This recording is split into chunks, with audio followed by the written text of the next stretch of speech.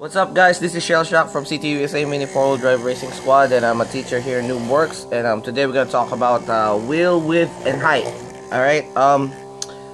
Last time we talked about wheel sizes, and now we're gonna talk about wheel width and height, and what's the difference and why we trim tires. All right. We all know that there's a small dia, medium dia, large dia, and extra large tires. All right. We already all know that. So there's different kinds of wheels. Because there are narrows and there are narrow wides, and then the narrow long, because it's like it's longer because there's may ungos siyang ganyan. There's an extra part right here, there's an extra part right here, and there's also the other one which there's nothing in there. So it's called narrow kasi walang nakaungos. So that determines your wheel positioning and everything. All right, width muna tayo. There's only two kinds na width ng mini 4-wheel drive tires and wheels. Asan yung caliper? Ito. This one is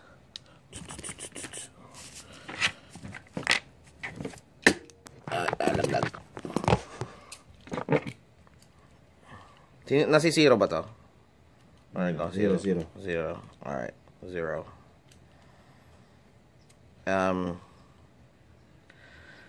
This one is like almost 10 millimeters, the narrow ones, right? This is almost 10 millimeters, 9 point something. So if we round off that, it's like 10 millimeters.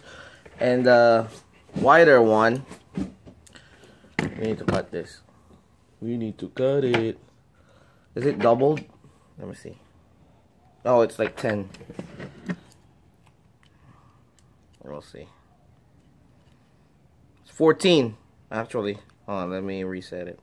Oh yeah, it's 14. So it's 14 according to the caliper. It's 14 millimeters. So dalawang klase lang yan, kada maging small dia yan or medium dia, pareho lang yan. The reason why we need to know that is hold on, let me fix this camera. There you go. The reason why we need to know that is yung wheel positioning po kasi and wide, tsaka yung width niya, nagde-determine din yan ng speed.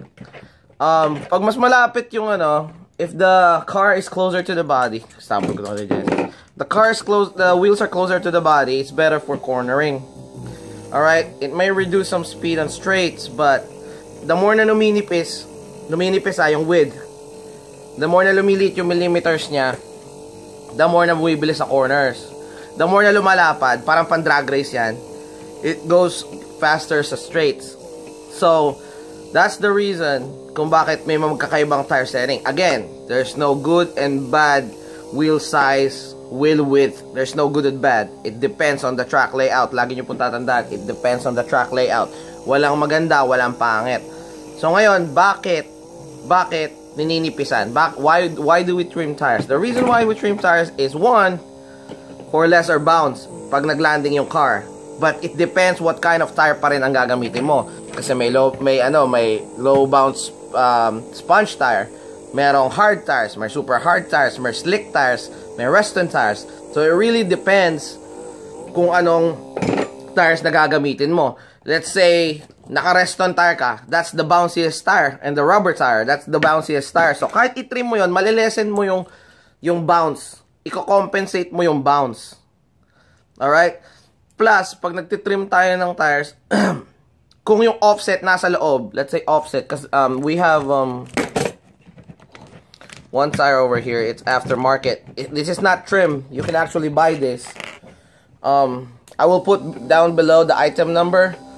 Ano yan? Medium to medium. I'll put the item number. Offset na siya. If you can see the dirt, yun lang yung tumatama. Okay? Pag binaliktad, this is for cornering and speed. Pero, pag binaliktad mo siyang ganyan, pag nakabaliktad yung tire na yan, nasa labas yung offset, it's for stability. Okay? So, the more na lumalapad, stability, and straights, the more na kumikitid, fast and cornering, pero less stability. Acceleration and cornering, mas mabilis pag kumikitid yung offset, nasa loob yung offset. That's the reason. I want to make it clear. Pag nagtitrim tayo ng tires, you're gonna make sure na nagsusukat tayo. Ideally, it's 26 millimeters, and you can go lower. I mean, you can lower that 26 millimeters, 24, 25 to the extent. Tamiya rules po is you can go at least 22.5 legally. Tapos, yung lapad ng gulong, it has to be 8 millimeters. Pag hindi po 8 millimeters yung lapad ng gulong na nakalagay, illegal na yon. Illegal na yon. You gotta remember that. It's illegal. Tapos, pag yung nipis niya, mas manipis pa sa 22.5 mm, illegal na yon. Kahit saang rules yon. International yon. Any rule. Ano pa ba? Yeah, siguro itatanong nyo ano po yung sandwich tires. Ano yung sandwich tires? Ngayon, papakita ko sa inyo yung ginagawa ni MIG-X ngayon. He's making sandwich tires na Pilipinas. Dito, tawag sa amin dito sa States. It's offset tires. Alright? So, this is how to trim tires. We're gonna make it thinner. So, MIG-X, my co-star, my co-teacher, he's gonna show you how to do it. Paano gagawin? Hatiin ba natin sa gilid? Sa gitna? Oo. Or paninipisin. Di ba sabi mo pansin? Oo. Ayan. First, bakit mo tinataba siya? Lilinyahan muna natin. Ayan. You guys are gonna put line. Linya-linyahan muna natin yan para mas madaling ikat mo siya. Pag mamaya papakita kung bakit. Ang requirements yan. Requirements. Steady hands.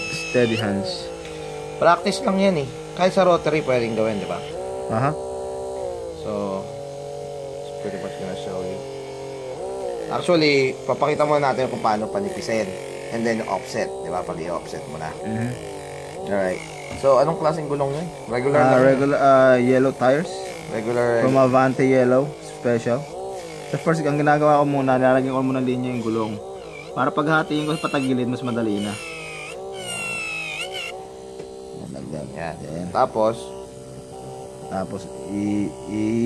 yan natin sa patagil na ganyan. yan. Para mas mabilis matanggal. Para mas mabilis matanggal yung gulong. Yeah. So, yan. Diretso key. That's easy. Ingat kayo mga kids kasi kailangan may protective gear kayo kagaya ng MIG-X. Ayan, no? Para hindi mapunta sa mata. Ako okay lang. Cameraman ako eh. Alright. See? There you go. Yun ang purpose ng hinahati ko muna bago. So, it's easier, right? It's easier to cut. To trim. Di parang sibuyas siya. Diba? Oo nga, galing. Yeah. Then, gagawin mo yun hanggang makuha mo yung sukat na gusto mo. Pero tapos, sa in the end, ano mo pa rin siya. Ipapakinisin mo siya ng liha.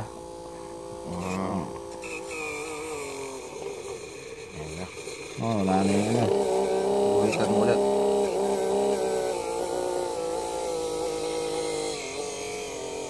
There you go. You guys can see, steady huhay niya.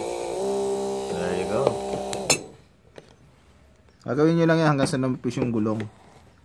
So first, guguhitan nyo muna yung gulong. Guhitan nyo using the knife. Cutter. Mas maganda yung cutter, huwag nyo gagamitin yung blade na pang hobby knife. Kasi masyadong manipis yun eh. Baka tumalsik sa mata nyo. Mas maganda to yung pangbukas ng kahon. Alright. So yan, inipasan niya ulit. This portion is brought to you by JHT Mini 4-Wheel Drive. JHT Jeff, yeah, he got an eBay account on Facebook.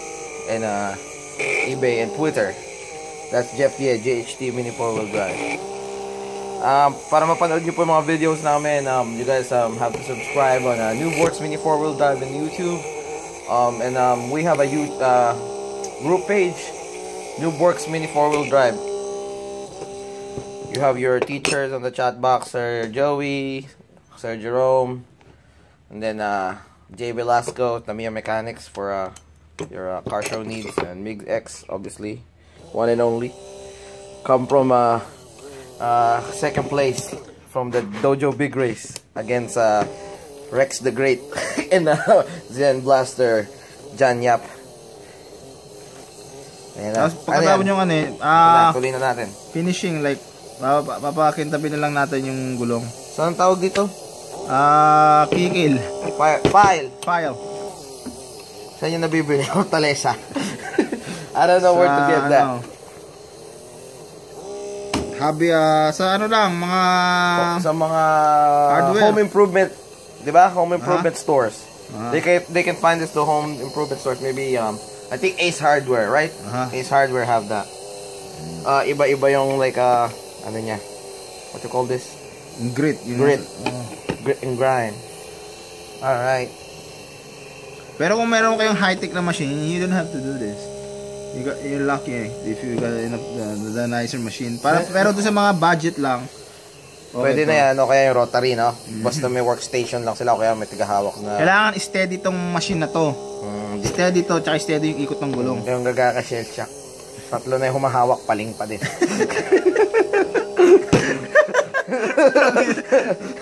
Alright, so, we're basically showing here is, we're showing how to make it thinner.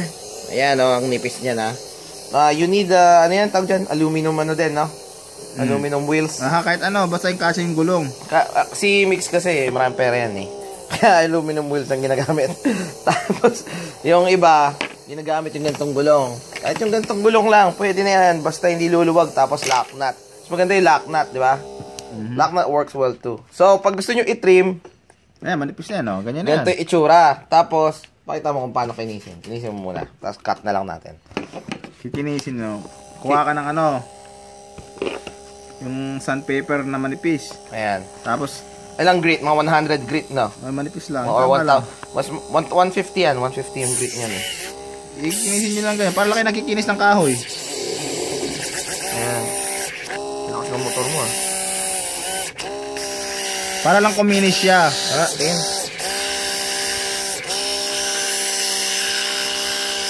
Ayan o. Kinis na siya. Kinis siya. Para hindi kasi pagkatapos ng i-trim yon, may mga himulmul pa siya eh. Mas mataas grit, mas makinis, di ba? Basta yung fine grit. Alright, so sa mga ayaw mag-offset tires, pwede na to. Sukatin mo. Anong size? Bossing. Alright, so we use a digital caliper, but if you can't afford one, you can have ruler, you can have yung Medida na paikot. Yeah, yung Medida. DIY, you can use Medida. And you can use what you call that? Measuring tape. And then this digital sakto na. 26.72. So konting nipis na lang. So yeah, so that's what it's gonna look like. This is how you do it. How you do it. So he's gonna continue filing it to make it thinner. And then after this, we're gonna show you to how to cut it because we're trying to do sandwich tires. Like may finished product kami ginawa kanina. Na to. Ayan. Offset, aka sandwich tires. Yan. Alright. So we're gonna do that for my big taxi project. Alright, we'll be right back. Panipisin yung tires. Ngayon, nakalimutan ni Miggy X na magbibideo kami. So, he actually cut it already. But now, we're on a hard tire. So, ito na, ikakat niya na. So, paano i-cut yan, Migs? Sa gitna, tatansyahin mo. Kailangan steady hand talaga. Yeah. Go. Ayan na. Magalaw-galaw pa, oh. Mahalaga, like, it's really important to cut it in the middle. Ayan na, hati na yan, oh. Di ba? Ayan. Cut it in the middle. Suavecito. Para fitting time. Fitting.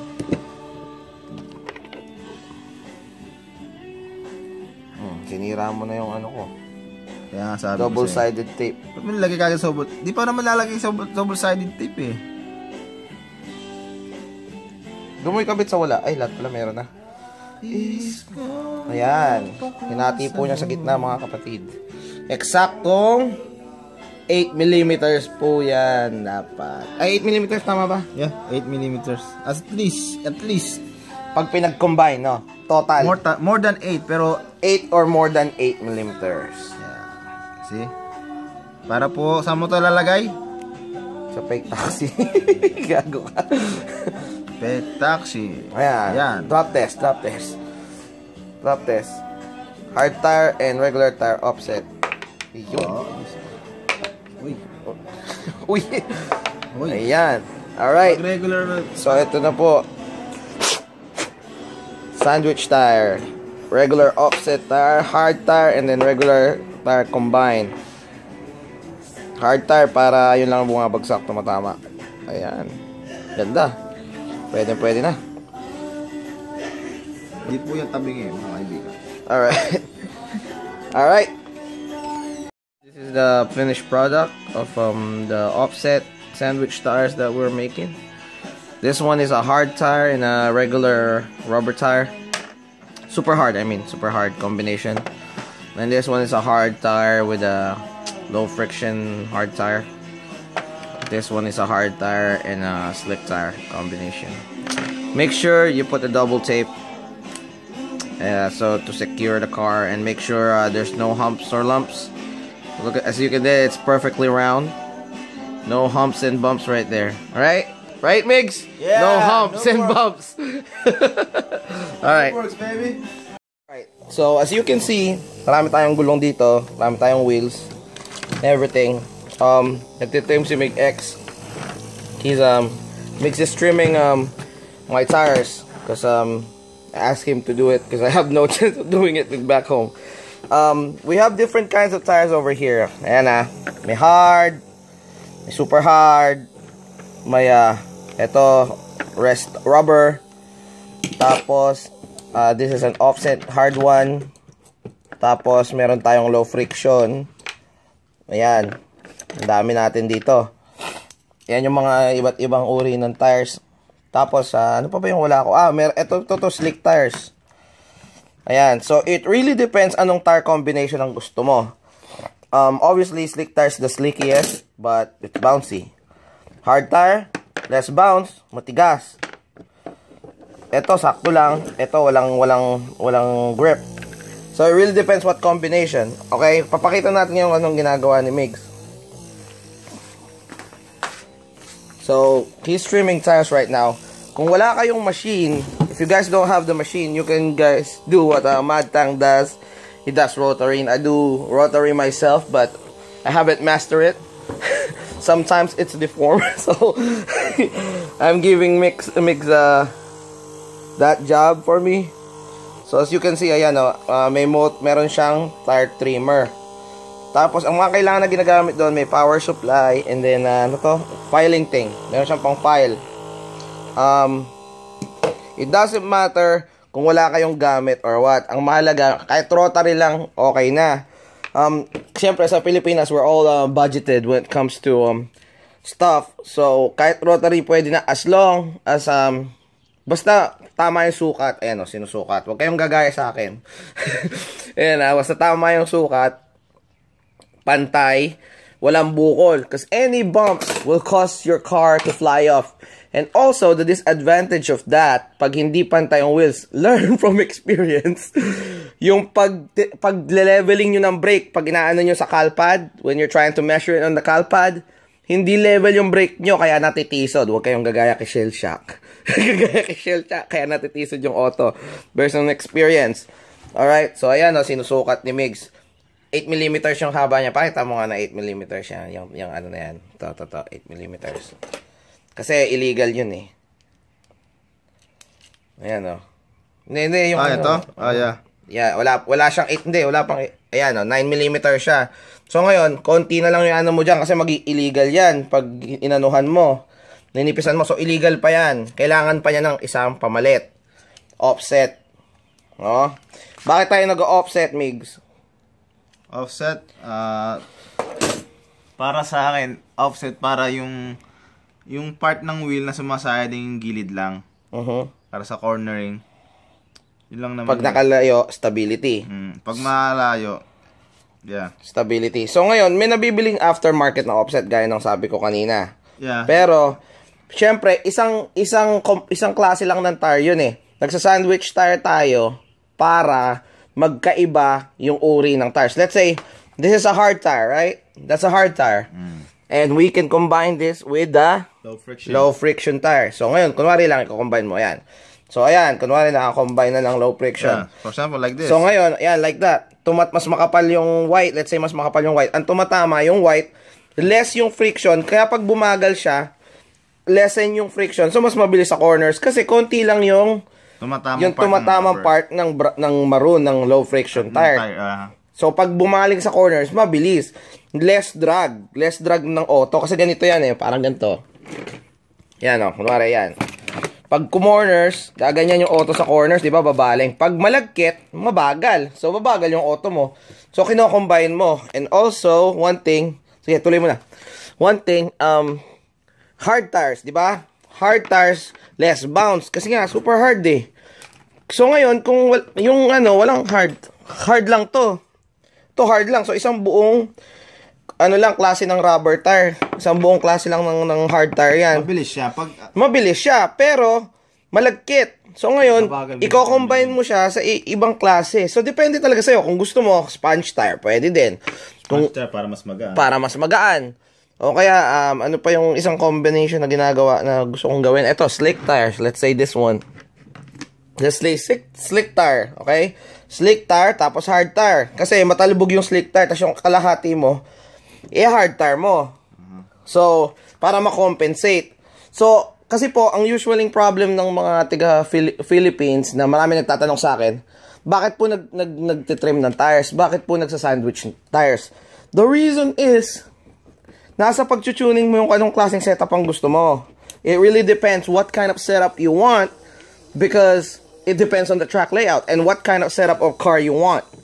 Wala po kasing by default na magandang sandwich tire or trim tires. Mali po yung you can mark on my word on this one because everybody was like, oh, for looks, ganito kasi, bakit ka nagsasandwich tire? Iba itatanong for looks. Kasi maganda yung kulay ng tire, para mag-match dun sa kulay ng auto. Yeah, it's part of the game. It's part of our culture for mini 4-wheel drive na yung may car show culture tayo. Pero, it doesn't make sense na pareho lang. Let's say, itong dalawang to. To for looks, pag pinag-combine mo to.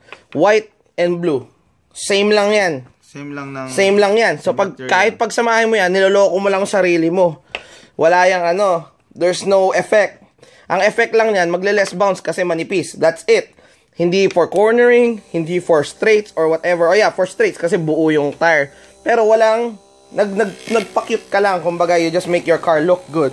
But it doesn't really work on your performance because it's just the same component. It's just a different color but same component. So, me personally, I go for the looks too, but do the tuning first. Performance first and then late sa looks. But if you want to go car show, go for a car show. Like that's what Jay does. Jay from Tamiya Mechanics. He's Noob Works Philippines. Siya, he goes for car show. So, minamatch talaga niya yung mga kulay.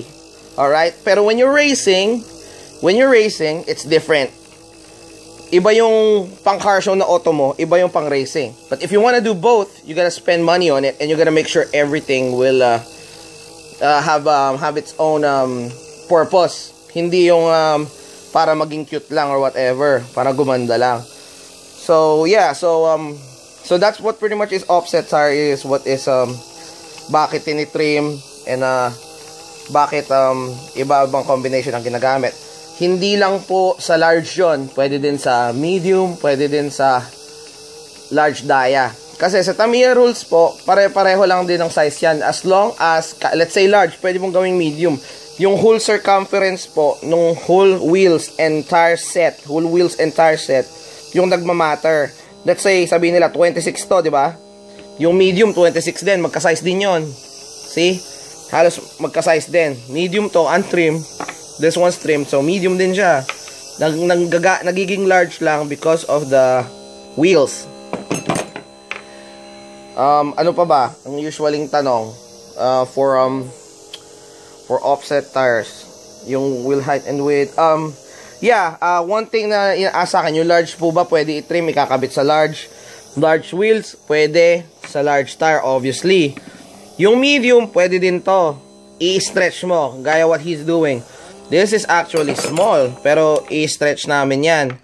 Pwede din yung medium tires sa large. Ang disadvantage din po nun, pag hindi po hard tires at hindi po siya, di hard tires or hindi siya super hard, na-stretch yung goma. Like, ang tawag doon, yung reston, tsaka yung rubber tires. Pag na-stretch po kasi yung goma, mas matalbog. Mas tumatalbog siya. Tama ba ako? Yeah, tumatama. May nagsabi kasi sa akin one time, hindi daw tatalbog pag in-stretch. Hindi mo masasabi na hindi tatalbog. Parang rubber band. Yung rubber band, pag in-stretch mo, may ano siya, mas, ano tawag dito? Nagiging elastic, tatalbog. Elastic, mas tumatalbog yung go. Kaya, tinitrim natin. Para yung bagsak niya is better. Alright, so that's pretty much it for offset tires, height and width, and why do we trim it. So, height does matters, because alam natin, when wheels is bigger, go back to our, when the wheels are bigger, it goes jump off the track. It's faster. Tama. It's faster. Yeah, see, the disadvantage of a bigger wheel, let's say mas malaki yung gulong, is it's faster. It's better top speed. Better top speed, large tires, better top speed, but it may jump off the track. Sinabi ko na yun sa wheel video ko eh. And then if it's smaller, more acceleration but lesser top speed. It consumes more battery pag mas maliit, mas malakas kung mag-power hungry siya. Pag mas malaki, mas matipid sa baterya, but you may go fly off the track kasi nga mas malaki, mas mabilis. So, gano'n lang 'yon. So, there's no such thing as good or bad. As we always say, it depends on the setup, it depends on the track layout. So, kapag sinabi ko pong it depends on the setup, let's say this one. This one is a heavy setup. Speedtech, heavy setup. He chose that. So, ngayon, i-compensate mo what kind of tire and what kind of wheels and what size and width you're gonna use. And then if you see the track layout, this is what I'm gonna use. Alright? There's no such thing as one car default car for every track. Wala pong ganon. Invincible yun kung ganon. Isang kotse lang kaya lahat ng track. Okay? That's one thing that we're making it clear. Before we go, I just want to shout out to Jay Velasco, Sir Joey, Jerome, and all the Noobworks members over there. Shout out to everybody, and this is Shell Shock and Migs, and we are Noobworks, as we always say. Yeah. You learn from us, we learn from you, and always race humble. Peace out. Yeah.